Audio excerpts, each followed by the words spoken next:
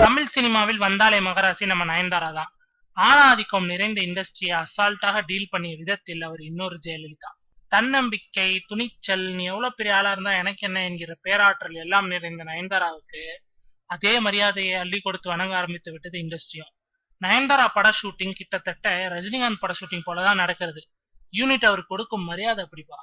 இப்படி வெளியுலகத்தில் மட்டுமல்ல, திரைக்குள்ளும் தனக்கான மரியாதையை தக்க வைக்க போகிறார் நயன். எப்படி அப்படின்னு கேட்டீங்கன்னா, மீஞ்சூர் கோபி இயக்கி வரும் புதிய படத்தில் நடித்து வருகிறார் அல்லவா. இந்த படமே அவரது பணத்தில் நயன்தாராவின் பினாமி ஒருவர் தயாரிப்பதுதானா. கதைப்படி நயன்தாரா ஒரு கலெக்டர். தண்ணீர் பிரச்சனையால் தத்தளிக்கும் கிராமம் ஒன்றில் கலெக்டர் தலைமையில் பேச்சுவார்த்தை நடக்கிறது. அப்போது குடிநீருக்காக தோண்டப்பட்ட ஆழ்துளை கிணற்றில் குழந்தை ஒண்ணு விழுந்தது. கலெக்டர் தன் மனிதாபிமானத்திலும் புத்தி சாதுரியத்தாலும் எப்படி அந்த குழந்தையை காப்பாற்றினார் என்பதே கதை. ஒரே நாள்ல முடிவதாக திரைக்கதை அமைத்திருக்கிறாராம் கோபி. ஆழ்துணை கிணறுகளை மூடாமல் விட்டு அநேக குழந்தைகளை சாகடித்த பாவிகளுக்கு இந்த படம் சரியான செருப்படியாக இருக்குமா. அது மட்டுமல்ல, இனிமேல் அவ்வாறு நடக்காமல் விழிப்புணர்ச்சியை ஏற்படுத்தும் படமாகவும் இருக்குமா. கருத்துள்ள கதையில் நடிப்பதோடு நிற்காமல் அதை தயாரிக்க முன்வந்த நம்ம நயன்தாராவுக்கு ஒரு ஸ்பெஷல் வணக்கம்.